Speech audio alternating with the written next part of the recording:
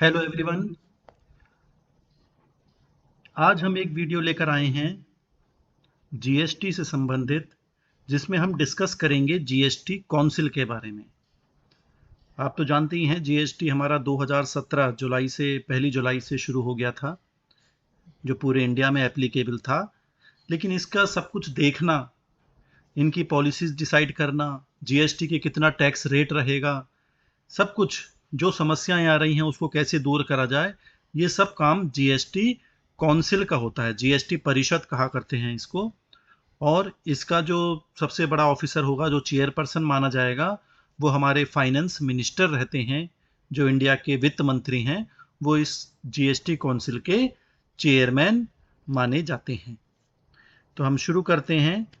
पहले हम देखेंगे need of GST council. GST council की ज़रूरत क्या है, क्या मांग है इसकी, ज़रूरत क्या है इसकी, वो हम पहले देख लेते हैं।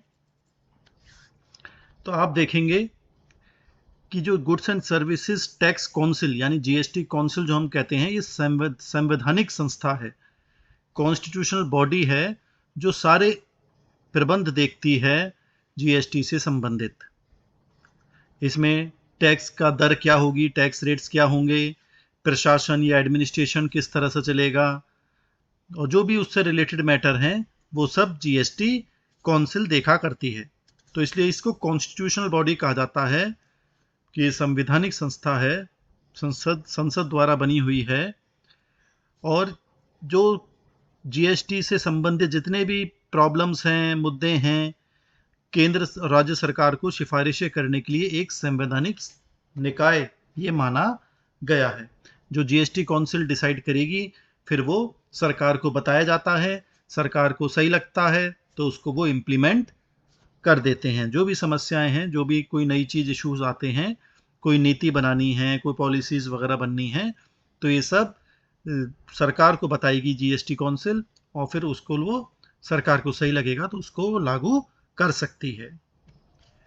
तो नीट की हम जब बात करते हैं, तो जीएसटी परिषद जो है वो भारत में जीएसटी संबंधित कोई भी कानून हो, कोई भी रूल्स रेगुलेशंस हों, उनकी जिम्मेदार वो खुद मानी जाती है जीएसटी काउंसिल। जो भारत के जो केंद्रीय वित्त मंत्री हैं, उनकी अध्यक्षता में ये परिषद अपनी मीटिंग्स करते हैं, और इसमें हर राज्य के वित्त मंत्री उस मीटिंग में शामिल होते हैं। जब भी कोई डिसीजन लेना होता है तो इनकी जीएसटी काउंसिल की मीटिंग होती हैं, समय समय पर मीटिंग होती रहती हैं, और उस मीटिंग में वित्त मंत्री तो रहती हैं, और उसके साथ साथ हर राज्य के वित्त मंत्री भी उपस्थित रहते हैं।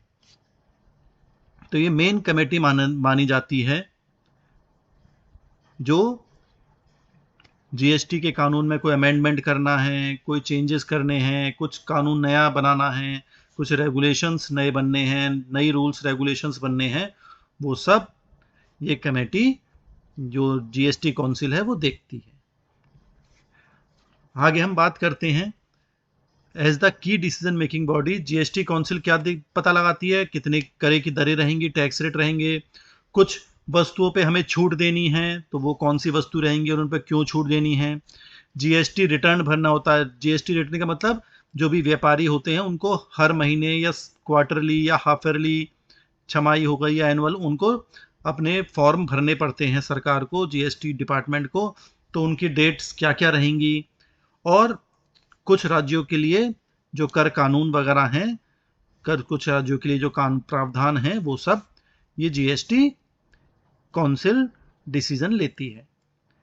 ये भी ध्यान में रखा जाता है कि पूरे देश में एक जैसा ही टैक्स रेट रहें, और ये मेन रिस्पॉन्सिबिलिटी है जीएसटी काउंसिल की कि उसको इंश्योर करना है, उसको देखना है कि पूरे देश में रेट टैक्स का जो रेट है वो एक ही रहे। मान लो कोई हम सामान खरीद रहे हैं, कोई मोबाइल फ़ोन ही खरीद रहे हैं, तो मोबाइल फ़ोन जो उस तरह का मोबाइल फ़ोन है तो उस पर टैक्स रेट पूरे देश में एक जैसा ही रहे। अब जीएसटी काउंसिल का फ्रेमवर्क देखते हैं, स्ट्रक्चर क्या है, कौन कौन होता है उसमें, क्या क्या होता है, वो सब हम देख लेते हैं। देखिए, स्ट्रक्चर की बात जैसे मैंने अभी आपको बताया, ये संशोधित संविधान के अनुच्छेद 279A के अनुसार जीएसटी परिषद केंद्र और राज्यों का एक संयुक्त मंच माना जाता है। ये जॉइंट फोरम है। इसमें जॉइंट इसलिए कहा गया है कि इसमें हर राज्य के मंत्री रहेंगे, वित्त मंत्री, और सरकार के भी प्रतिनिधि रहेंगे। और जो इनका स्ट्रक्चर है, देखिए यूनियन फाइनेंस में जो केंद्रीय वित्त मंत्री हैं वो इसके चेयरमैन या अध्यक्ष रहते हैं। फिर union minister of state in charge of revenue, जो वित्त राज्य मंत्री होते हैं केंद्र के, वो इसमें मेंबर होते हैं। और इसके अलावा सारे मिनिस्टर इंचार्ज फाइनेंस के या टैक्सेशन कह लीजिए, या जो भी मंत्री सरकार के हर उस राज्य सरकार की तरफ से भेजे गए हैं, वो हर राज्य के वित्त मंत्री इसमें सदस्य रहेंगे। इसके अलावा राज्यों के सदस्यों को अपने बीच में एक उपाध्यक्ष का भी चयन करना पड़ता है, जो जिसे हम कहते हैं वाइस चेयरमैन बनाया जाता है, क्योंकि चेयरपर्सन तो वित्त मंत्री हो गए। तो वाइस चेयरपर्सन बनाने के लिए राज्यों के सदस्य अपने बीच में से ही, जो जितने भी हमारे 29 राज्य हैं, तो उनमें से ही कोई वित्त मंत्री वाइस चेयरपर्सन बनाया जाता है। और यही जो काउंसिल है वो डिसाइड करती है कि उसका कार्यकाल कितना होगा। केंद्रीय मंत्रिमंडल के निर्णय के अनुसार केंद्रीय जो जीएसटी हमारा बोर्ड है, जो सेंट्रल बोर्ड ऑफ एक्साइज और कस्टम्स है, उसके अध्यक्ष को भी सभी परिषद की जो कार्रवाई होती है उसमें स्थायी आमंत्रित सदस्य के रूप में शामिल किया जाता है। जो चेयरपर्सन है सेंट्रल बोर्ड ऑफ सीबीईसी है, ये केंद्रीय उत्पाद एवं सीमा शुल्क, यानी कि इसको हम कहते हैं central board of excise and customs.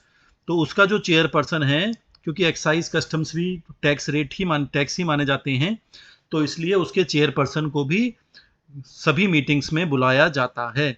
लेकिन उसको वोट करने का अधिकार, मतदान जो अगर उसमें होता है, कोई डिसीजन लेना है, कोई निर्णय लेना है, वोटिंग करनी है, तो उसमें उसको वो अधिकार नहीं है।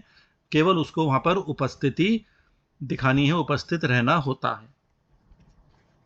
अब देखिए जीएसटी काउंसिल रिकमेंड क्या क्या करती है, वो हम देख लेते हैं कि काउंसिल क्या क्या सिफारिशें कर सकती है या करती है, वो हम देख लेते हैं। पहला पॉइंट है कि क्या क्या सिफारिश करेगी। पहला पॉइंट, जो टैक्सेस हैं, सेस भी टैक्स ही होता है, कुछ सरचार्ज लगने हैं, केंद्र सरकार लगाए या राज्य सरकार लगाए या स्थानीय निकाय लगाएं, जो उसमें जीएसटी में सम्मिलित हो गए हैं, उसमें ही शामिल हो गए हैं, कि ये बता सकती है कि भाई ये टैक्सेस को जीएसटी में ही शामिल कर लिया जाए। वे वस्तुएं और सेवाएं जो वस्तु और सेवा कर के अधीन हो सकती हैं, इससे छूट दी जा सकती है। ये भी काउंसिल सिफारिश करती है कि भाई कुछ गुड्स, कुछ वस्तु हैं, कुछ सर्विसेज हैं हमारी, जिनको जीएसटी से छूट दिलाई जा सकती है, या कुछ ऐसी वस्तुएं हैं जिनको जीएसटी के अंदर लाना पड़ सकता है। तो ये सिफारिश करती है सरकार को, और सरकार अगर चाहे तो उनको इम्प्लीमेंट कर सकती है। तीसरा, मॉडल जीएसटी लॉज बना सकती है, कुछ कानून बना सकती है, कुछ लेवाई जो होता है, जो टैक्सेस लगते हैं, उसके कुछ सिद्धांत बना सकती है। जो integrated goods and services tax है, ये हम अगली वीडियो में डिटेल में पढ़ेंगे। Integrated goods and services tax ये क्या होता है, जैसे मैंने आपको बताया था पहले भी, पिछली वीडियो में भी, कि एक तो होता है हमारा स्टेट जीएसटी, जिसे हम एसजीएसटी कहते हैं। वो एक ही राज्य के अंदर अगर आप सामान बेच रहे हैं तो एसजीएसटी लगता है, एस यानी स्टेट का जीएसटी लगता है, और साथ में सेंट्रल जीएसटी भी लगता है। अगर 18% है तो 9% राज्य जीएसटी लगेगा, 9% केंद्र का जीएसटी लगेगा। लेकिन एक राज्य से दूसरे राज्य में सामान जा रहा है तो उसे हम कहते हैं integrated goods and services tax, यानी आईजीएसटी। तो ये जो आईजीएसटी होता है, एकीकृत वस्तु और सेवा कर, ये लगता है जब वस्तु एक राज्य से दूसरे राज्य में जा रही है। तो इसका बंटवारा कैसे होना है, क्योंकि दोनों राज्य शामिल हो गए और केंद्र तो शामिल है ही, तो उसको पैसे को, जो टैक्स है वो किस तरह सब राज्यों में बटेगा या केंद्र रखेगा, किस तरह से रखेगा, वो सब सिफारिशें जीएसटी काउंसिल करती है। और क्या सिफारिश करेगी, देखिए डी पॉइंट, कि एक लिमिट डिसाइड करती है टर्नओवर का, कि जिससे टर्नओवर मतलब सेल्स, जो बिक्री होती है, कि अगर व्यापारी की बिक्री इस लिमिट तक है तो वहां तक हम छूट दे सकते हैं उसको कि नहीं दे सकते हैं। ये भी सब सिफारिश जीएसटी काउंसिल ही करेगी। Next point, rates including floor rates with bands of goods and services tax. कुछ मिनिमम टैक्स लगाया जा सकता है कि किस तरह से न्यूनतम टैक्स रहेगा। कुछ सर्विसेज हैं कि जिस पर भाई कह दिया कि 1 से 6% के बीच में रहेगा, तो कौन सी गुड्स पे 1 से 6 में कितना कितना रहेगा, वो सब जीएसटी काउंसिल सिफारिश करेगी। कुछ स्पेशल रेट्स लगाने हैं कि भाई कभी कभी ऐसा हो जाता है कि नेचुरल कैलेमिटीज आ गई, आपदा आ गई, कुछ बहुत सी जगह भूकंप आ जाते हैं, बाढ़ आ जाती है, सूखा पड़ जाता है, तो वहाँ पर हम ये सिफारिश कर सकती है जीएसटी काउंसिल की भाई इस एरिया में जो सामान बेच रहे हैं उनकी रेट कम कर दिए जाएं, कुछ स्पेशल रेट उनके लिए अलग कर दिए जाएं। या ऐसा हो सकता है कि भाई ये क्योंकि आपदा आ चुकी है, सरकार को अतिरिक्त पैसे की ज़रूरत पड़ रही है, तो हमें टैक्स बढ़ा देना चाहिए। तो पूरे देश में अलग अलग राज्यों में कि भाई यहाँ पर हम स्पेशल रेट लेंगे। मान लो अभी हम आपको लेते हैं अभी आपसे 18% टैक्स, हम 2% इसमें एक्स्ट्रा लेंगे, 20% लेंगे। तो कुछ स्पेशल रेट की भी सिफारिश ये जीएसटी काउंसिल कर सकती है, जिससे कि सरकार के पास एडिशनल संसाधन इकट्ठे हो जाएं। कुछ स्पेशल प्रोविजंस भी बनाती है। कुछ राज्य जो हमारे इधर ईस्ट की तरफ हैं, पूर्वोत्तर राज्य हैं, अरुणाचल प्रदेश, आसाम है, या जम्मू कश्मीर है, मणिपुर, मेघालय, मिजोरम, नागालैंड, सिक्किम, त्रिपुरा, या हिमाचल प्रदेश है, उत्तराखंड है, जो पहाड़ी राज्य हैं, उनके लिए भी वो कुछ विशेष प्रावधान के लिए सिफारिश कर सकती हैं सरकार से। और नेक्स्ट पॉइंट है, और क्या सिफारिश करेंगे कि the date on which GST shall be levied on petroleum crude. जैसे मैंने आपको पहले भी बताया था, पिछली वीडियो में भी बताया था कि जो पेट्रोल है, डीजल है, या जो नेचुरल गैस, कुछ एविएशन, ये हवाई जहाज के जो फ्यूल लगता है, तेल लगता है उनका उड़ने के लिए, इन पे जीएसटी अभी लागू नहीं होती है। तो जीएसटी काउंसिल अगर चाहेगी तो कुछ डेट डिसाइड कर सकती है कि भाई इस दिन से या इस महीने से हम ये पेट्रोलियम प्रोडक्ट्स को भी हम जीएसटी के अंदर ला सकते हैं। इसके अलावा कुछ और मैटर हो सकता है जीएसटी से संबंधित जो जीएसटी काउंसिल डिसाइड कर सकती है। तो ये सब सिफारिशें हैं, इस तरह की सिफारिशें वो सरकार से कर सकती है। जो तक हमने ये पॉइंट देखे हैं। नेक्स्ट पॉइंट देखते हैं, बैकग्राउंड देखते हैं जीएसटी काउंसिल का, किसका पीछे का बैकग्राउंड क्या है, किस तरह से ये काम करती है। देखिए, जो जीएसटी को लागू करने के लिए संवैधानिक 122वां संशोधन किया गया था, जो विधेयक संसद में पेश हुआ था, और ये 3 अगस्त 2016 को राज्यसभा और 8 अगस्त को 2016 में लोकसभा में ये पारित हुआ था। ये कॉन्स्टिट्यूशनल अमेंडमेंट बिल था 122वां, जो पार्लियामेंट में पेश किया गया था। तो राज्यसभा में पास हो गया अगस्त में, और 3 अगस्त को, और लोकसभा में ये 8 अगस्त को पास कर दिया गया था। और ये जो कॉन्स्टिट्यूशनल जो बिल था, फिर ये धीरे धीरे सभी राज्यों में, पहले 15 राज्यों में इसको पास कराया गया, और फिर माननीय राष्ट्रपति महोदय ने इसको कॉन्स्टिट्यूशन का 101st अमेंडमेंट एक्ट 2016 8 सितंबर को साइन कर दिया। उन्होंने परमिशन दे दी 8 सितंबर 2016 को कि 101वां अमेंडमेंट एक्ट 2016 बनकर तैयार हो गया, उसको परमिशन दे दी। और जब से ही जीएसटी काउंसिल अपना काम कर रही है, मतलब उस दिन वो अस्तित्व में आ गई, और सारे मैटर वो, क्योंकि ये कानून संसद के द्वारा बनाया गया है, इसलिए इसको कॉन्स्टिट्यूशनल बॉडी भी कहा जाता है। और जो जीएसटी से संबंधित इश्यूज हैं वो सब ये जीएसटी काउंसिल देखने लगी।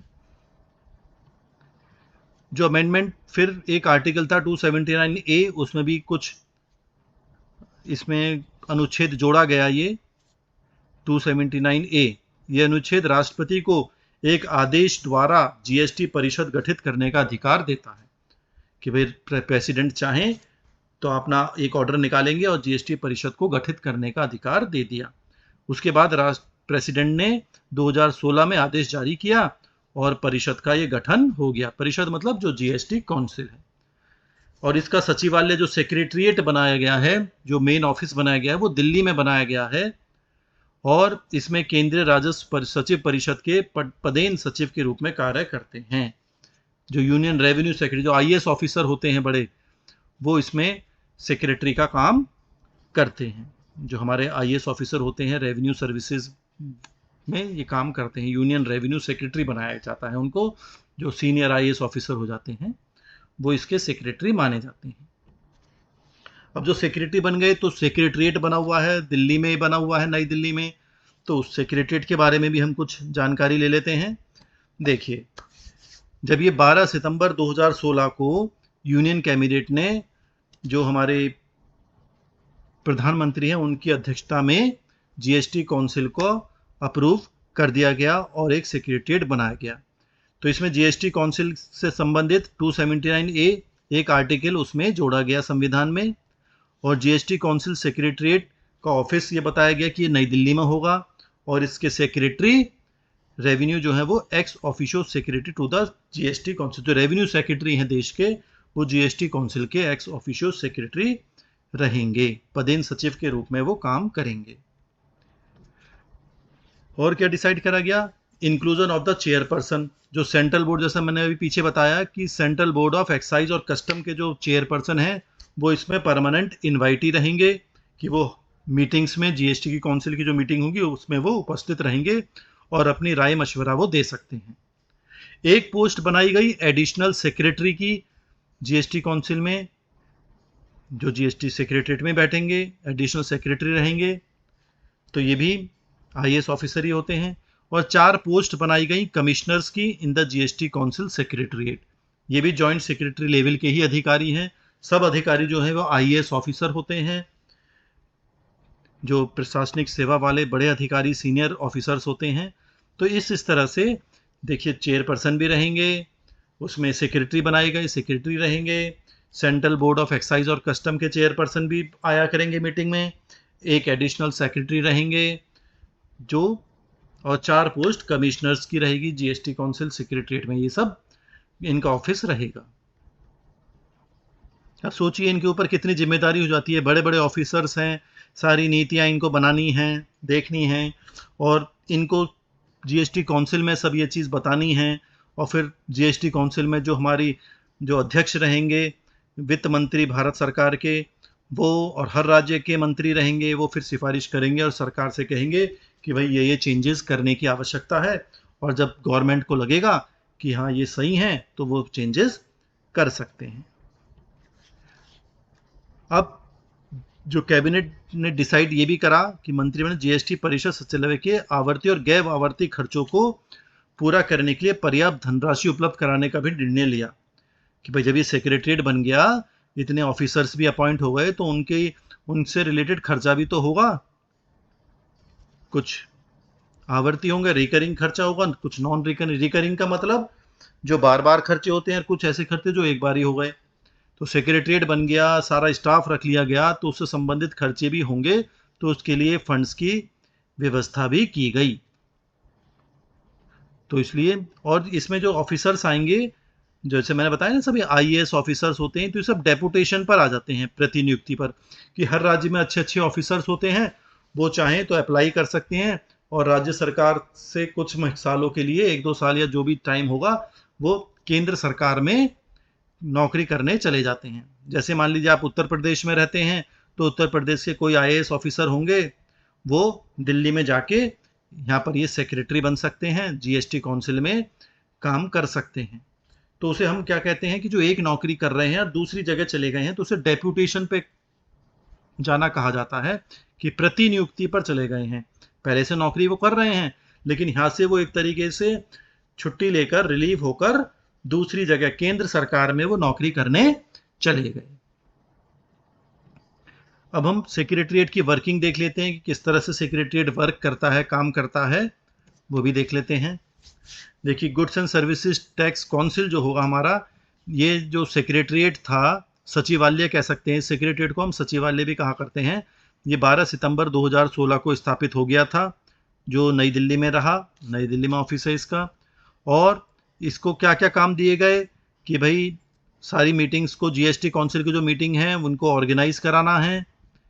भाई हर राज्य को बताना पड़ेगा उनके वित्त मंत्रियों को भी आपको इस दिन मीटिंग में आना है, फिर उनका आने जाने का हिसाब किताब देखना, ये सब चीज़ें देखनी पड़ती हैं। फिर एजेंडा बनाना है कि भाई ये सब आप उनको बताएंगे कि भाई इस तारीख को मीटिंग है, और जगह बताएंगे कि भाई यहाँ पर मीटिंग है, और उसका एजेंडा बताया जाएगा कि भाई इस मीटिंग में हमें क्या क्या बातें पर चर्चा करनी है, किन किन टॉपिक्स पर हमें डिस्कस करना है।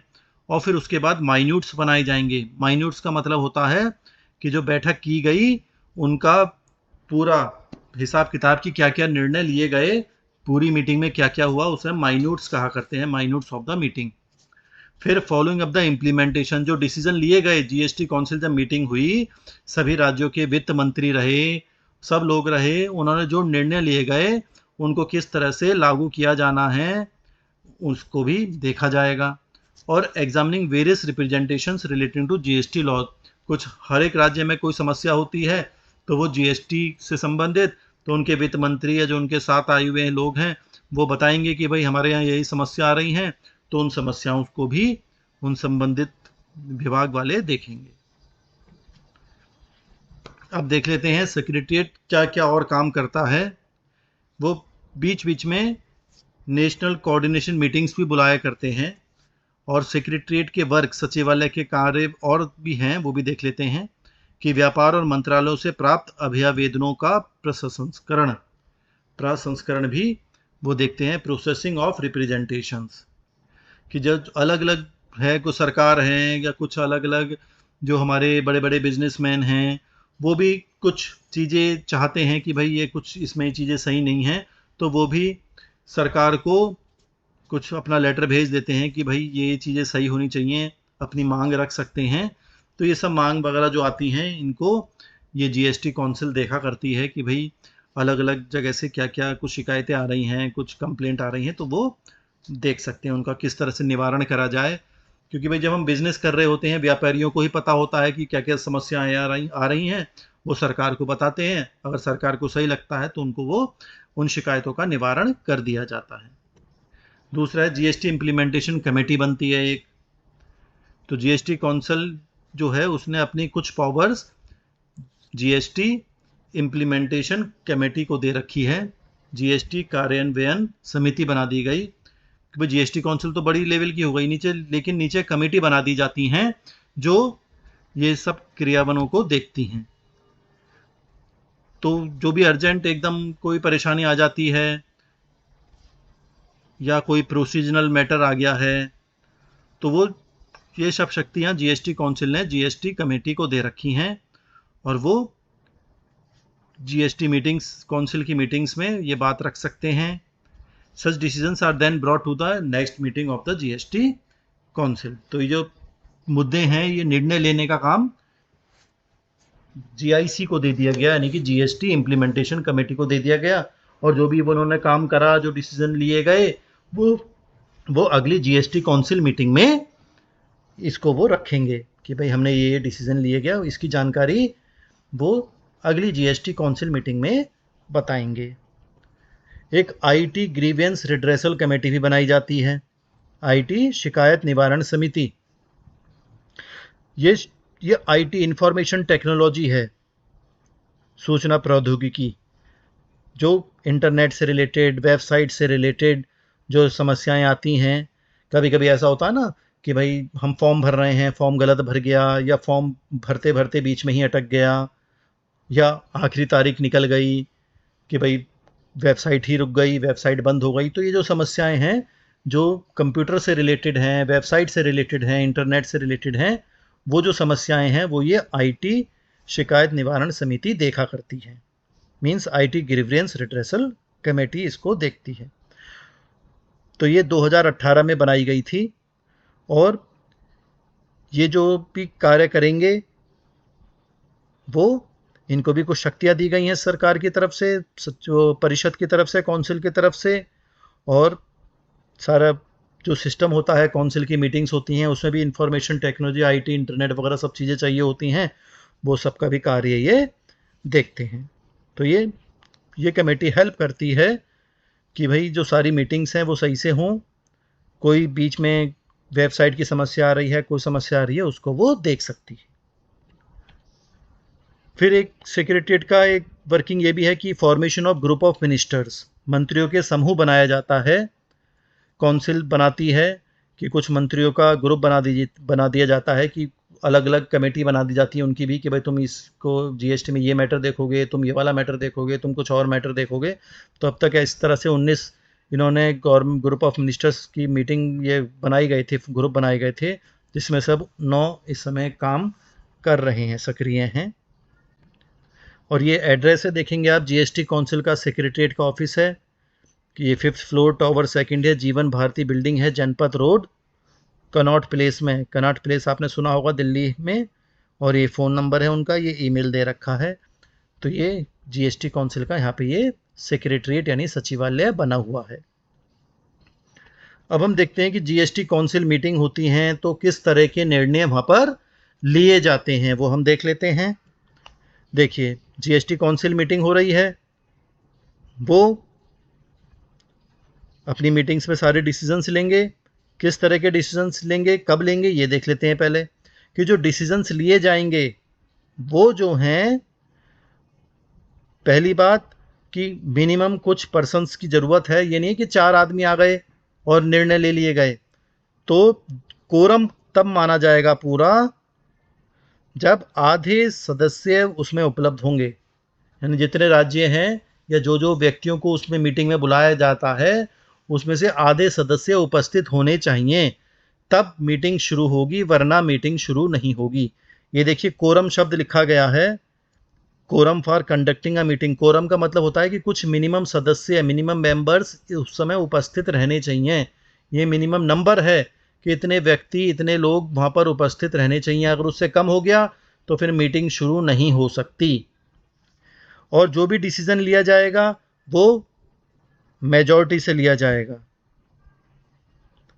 ऐसा नहीं कि कोई कुछ भी कह रहा है तो मतदान तो बहुमत से लिया जाएगा, मेजॉरिटी से डिसीजन लिया जाता है। 3/4 एक तरफ होने चाहिए, यानी कि 75% अगर एक तरफ होंगे किसी भी डिसीजन से संबंधित, अगर 75% व्यक्ति जो सदस्य हैं वो तैयार हैं, तभी वो निर्णय माना जाएगा, वरना नहीं माना जाएगा। तो ये समझने की बात है। 3/4 वोट्स, 3/4 का मतलब 75%, 75% व्यक्ति एक तरफ होने चाहिए, तभी वो डिसीजन माना जाएगा। देखिए, मैं यहाँ पर देखिए मैंने दिखा भी रखा है। अब वोटिंग स्ट्रेंथ जो है, जो 75% है, उसमें 1/3 यानी कह लीजिए 25% सेंटर का हिस्सा रहेगा और 50% राज्यों का हिस्सा रहेगा। टोटल मिला के 75% लोग तैयार होने चाहिए।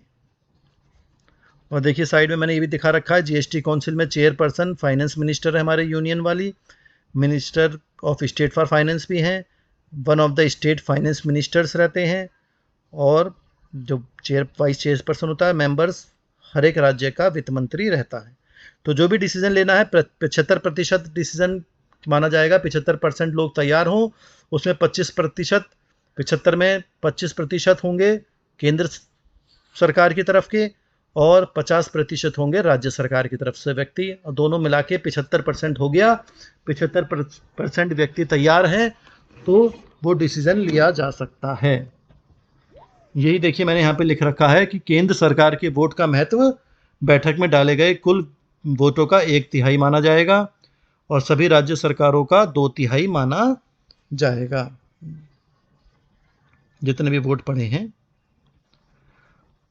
अब यहाँ पर यह भी कहा गया है कि कोई मीटिंग बीच में नहीं रोकी जाएगी या कोई काम नहीं बीच में रोका जाएगा।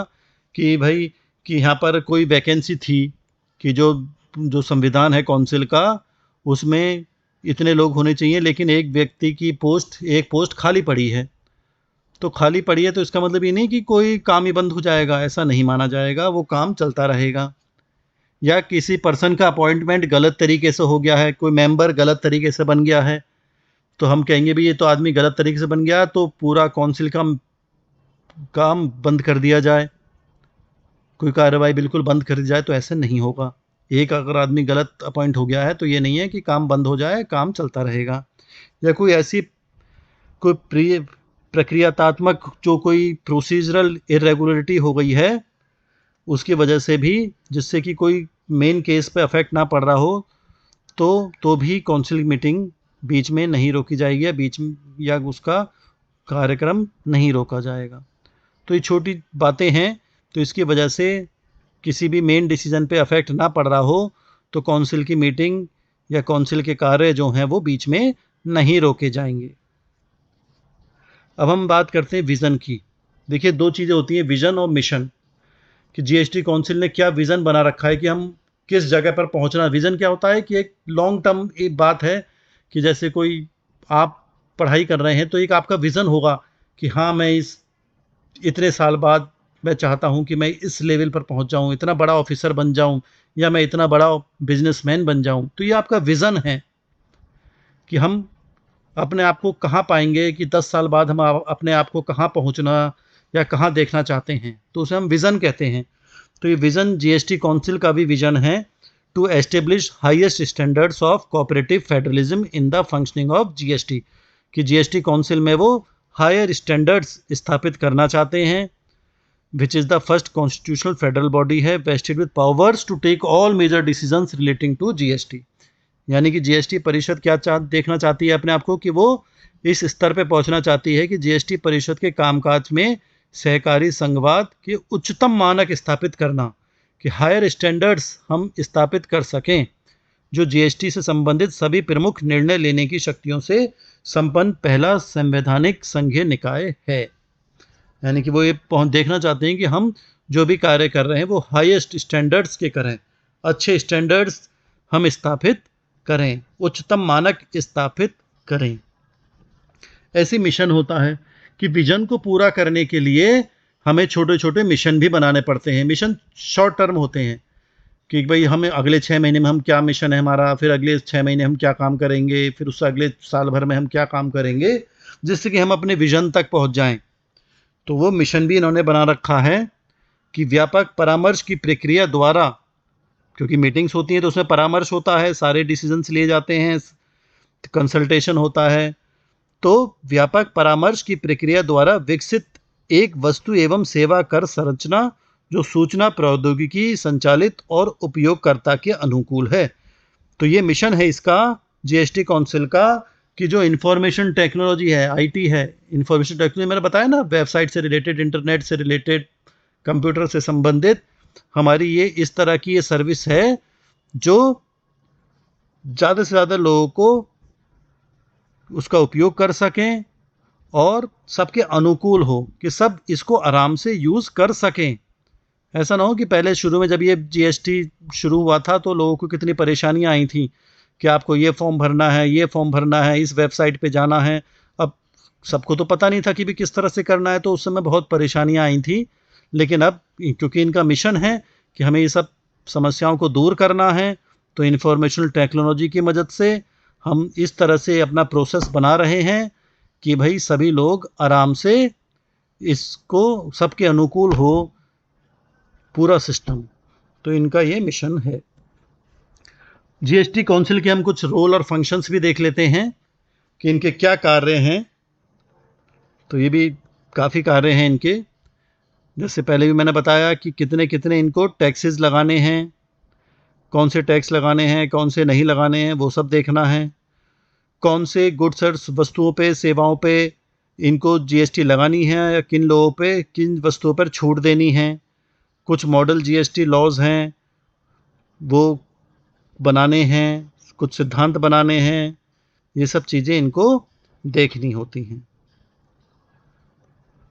कुछ सीमाएं बनानी हैं, जैसे पहले भी हम ये पढ़ चुके हैं कि कितनी सीमाओं पर, कितनी लिमिट तक बिक्री का इनको छूट दी जाएगी जिस पे जीएसटी नहीं लगेगा। किसी प्राकृतिक आपदा के समय कुछ स्पेसिफिक रेट्स रखने हैं, नहीं रखने हैं। कुछ राज्य, जैसे भी पीछे बताया था, इन जो पहाड़ी राज्य हैं उनसे संबंधित कुछ स्पेशल प्रोविज़न बनाने हैं कि नहीं बनाने हैं, या कोई और मैटर हो सकता है जीएसटी से संबंधित जो जीएसटी काउंसिल डिसाइड करेगी। ये सब इनके कार्य रहते हैं जीएसटी काउंसिल के। ये रिकमेंड भी कर सकती है कंपनसेशन, ये बहुत इंपॉर्टेंट पॉइंट है। ये भी इसका फंक्शन था कि भाई जब जीएसटी शुरू हुआ था तो सभी राज्यों को क्या हुआ कि नुकसान होने लगा। पहले सेल टैक्स वैट लगता था, लेकिन अब जीएसटी के कुछ रेट कम थे, तो जब जीएसटी शुरू हुआ तो सब राज्यों को उतना टैक्स नहीं मिल पाया जितना पहले मिलता था, तो उनको नुकसान होने लगा। जब नुकसान होने लगा तो इसलिए जीएसटी काउंसिल ने उसमें भी ध्यान दिया कि भाई हम उनको कंपनसेशन देंगे, हर राज्य को जिनको जितना नुकसान हो रहा है उसकी भरपाई करी जाएगी। तो ये सिफारिश करी गई सरकार से, और सिफारिश के आधार पर ही संसद ने मुआवजा तय करती है कि भाई कितना नुकसान की भरपाई कंपनसेशन राज्यों को दिया जाए। इम्पोर्टेंस हम देख लेते हैं। जीएसटी काउंसिल जो बनी तो इससे हमारे भारतीय जो व्यापार है, बिजनेसेस हैं, उनका क्या महत्व है जीएसटी काउंसिल का हमारे भारतीय बिजनेसेस के लिए।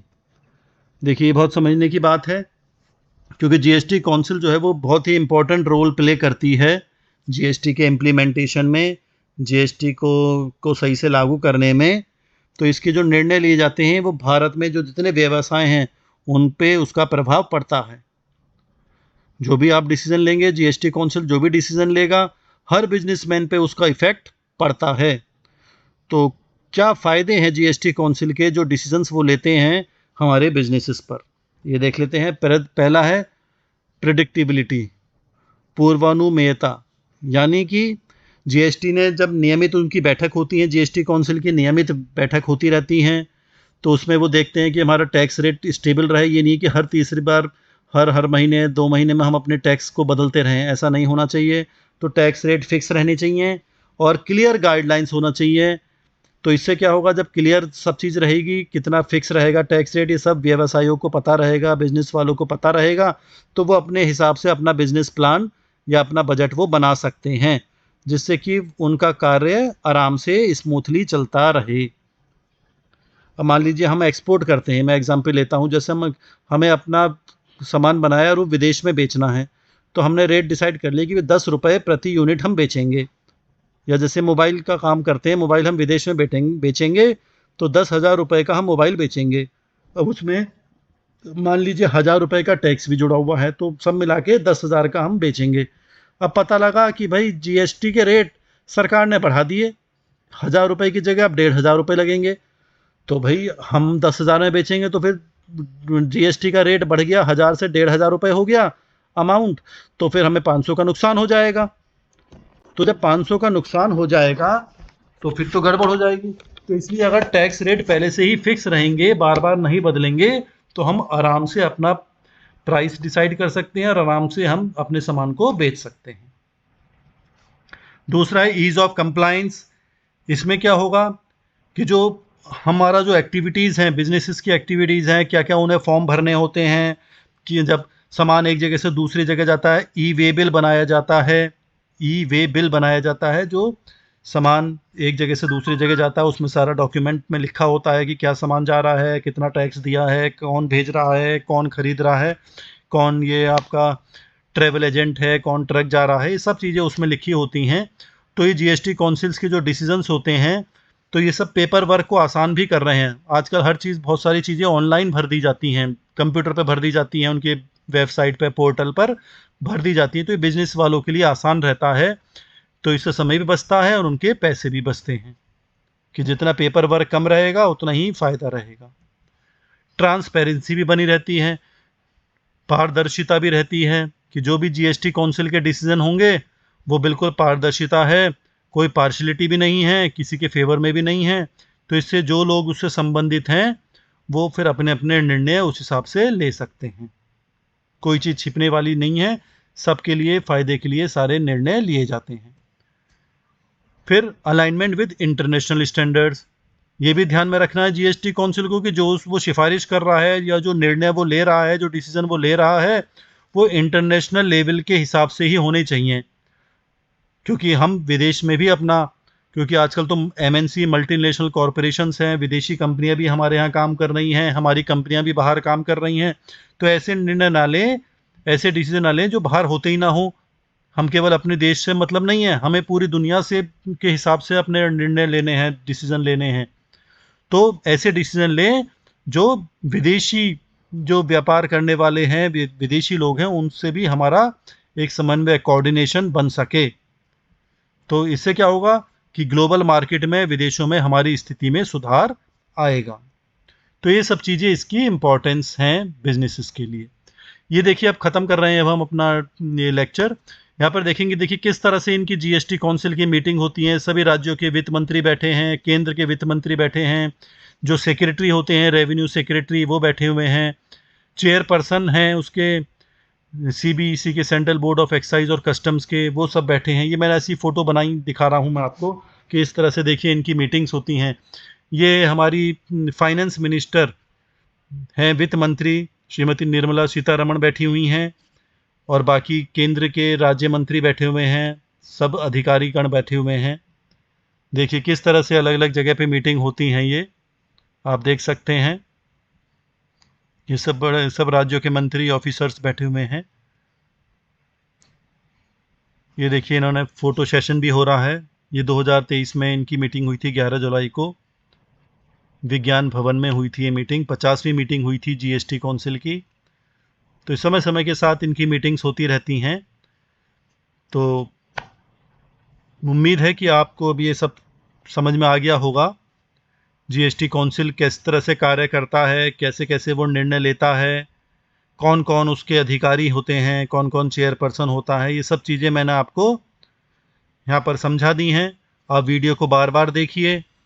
कोई समस्या आए आप कमेंट बॉक्स में लिख दीजिएगा। Thank you.